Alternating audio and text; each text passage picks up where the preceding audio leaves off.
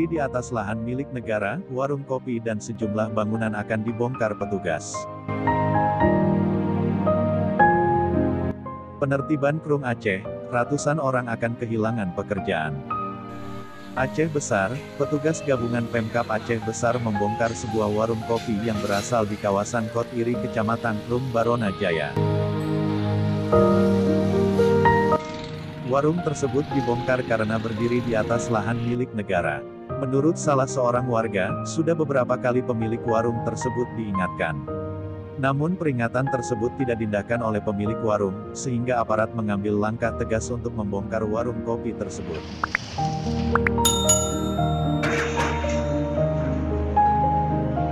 Di dalam surat yang ditandatangani oleh Bupati Aceh Besar, Mawardi Ali, menjelaskan bahwa pemilik warung harus membongkar warungnya sendiri bangunan beserta taman yang berada di kawasan Sungai Krung Aceh.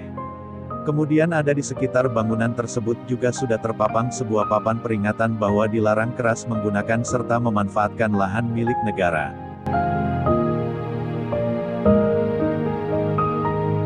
Sampai kemarin pada tanggal 24 November tahun 2020, bangunan yang sudah disegel itu sudah dikosongkan oleh pemiliknya, dan alat berat sudah diturunkan untuk meruntuhkan bangunan yang berada di das sekitar Krung Aceh tersebut.